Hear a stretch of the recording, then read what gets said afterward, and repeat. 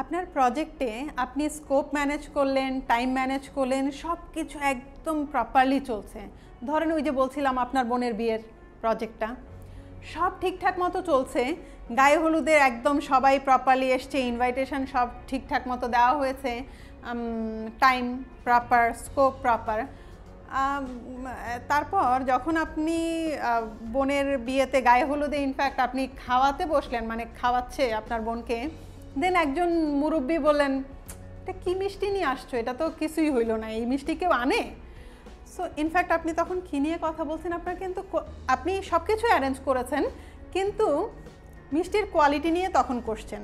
So আমাদের প্রজেক্টেও আমাদের এরকম অনেক হয় যে আমরা যেইভাবে আসলে চাচ্ছি সেইভাবে আসলে জিনিসটি হয়নি। সো কোয়ালিটি আসলে কি, আমাদের প্রজেক্ট কোয়ালিটি ডেফিনেশনটাও তাহলে জানা দরকার। ডিগ্রি টু হুইচ, কোন ডিগ্রিতে আপনি আপনার স্টেক হোল্ডারের এক্সপেকটেশন মিট করতে পারছেন, রাইট? তো আপনি যদি মিট করতে পারেন এক্সপেকটেশন অথবা এক্সিড করতে পারেন, তাহলে কিন্তু আপনার প্রজেক্টের কোয়ালিটি ঠিক আছে, টাইম, কস্ট, কোয়ালিটি এগুলো যেমন, আবার আউটপুটের কোয়ালিটিটাও আপনার মাথায় রাখতে হবে।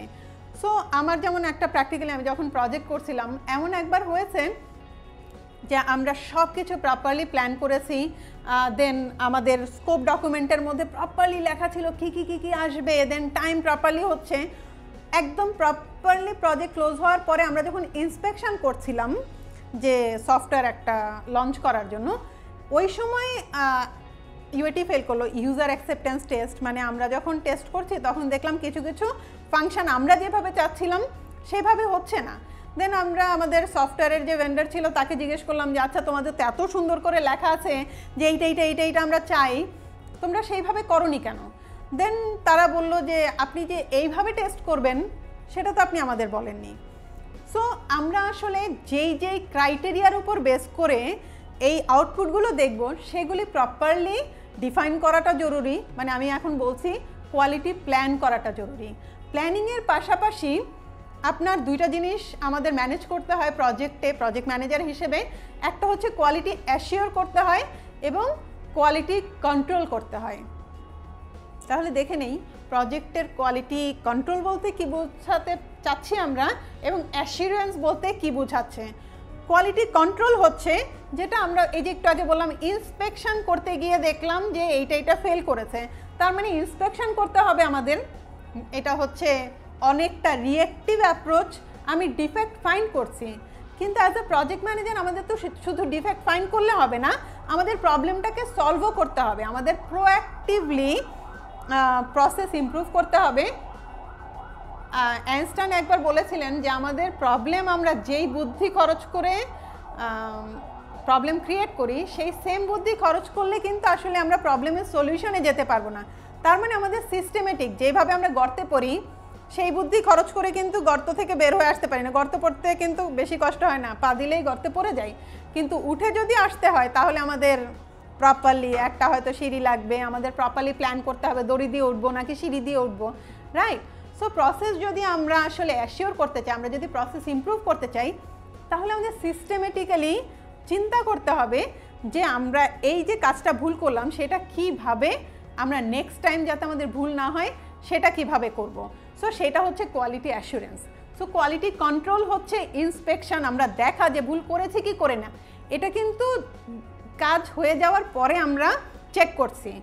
কিন্তু কোয়ালিটি অ্যাসুরেন্স বলছে যে ভুল করার আগেই আমরা দেখব যে আসলে কীভাবে আমরা ভুল করতে পারি এবং সেটা থেকে উত্তরণের উপায়টা কী। সো এই জন্য আমাদের কোয়ালিটি ম্যানেজমেন্টে অনেক টুলস টেকনিক আছে। আমি জাস্ট একটা এক্সাম্পল দেবো ছোটোখাটো, সো দ্যাট আমরা এই বিষয়ে আরও ঘাটাঘাটি করে পড়াশোনা করে এই বিষয়ে আরও জানতে পারি। একটা হচ্ছে ইশিকাওয়া ডায়াগ্রাম বলা হয় বা ফিশবোন ডায়াগ্রাম বলা হয়, কজ অ্যান্ড এফেক্ট ডায়াগ্রামও বলা হয়। এটা দিয়ে আমরা এই যে বললাম যে আচ্ছা মিষ্টি বলেছিল মুরব্বি যে না মিষ্টি, এটা কি মিষ্টি নিয়ে এসছো, এটা হচ্ছে এফেক্ট, যে কোয়ালিটি পছন্দ হয়নি ফুডের।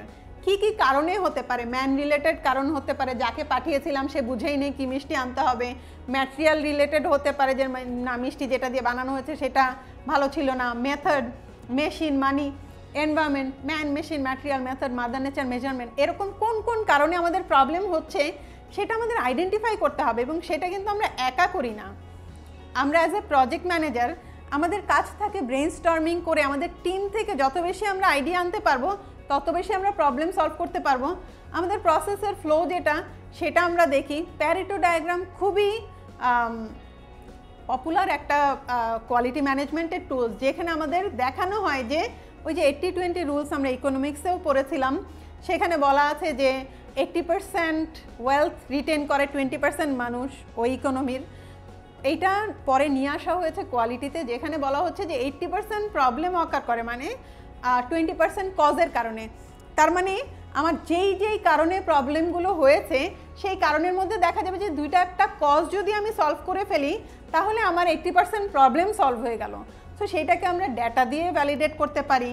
স্ক্যাটার ডায়াগ্রাম আছে, যেটা আমি যে বললাম যে আচ্ছা ওর এক্সপিরিয়েন্স নেই এই জন্য এই ভুলটা হয়েছে, তাহলে আমরা ডেটা দিয়ে দেখতে পারি আচ্ছা যার বেশি এক্সপিরিয়েন্স আছে তার কি ডিফেক্ট কম হয় কি না, রাইট? সো স্ক্যাটার ডায়াগ্রাম আছে, কন্ট্রোল চার্ট আছে।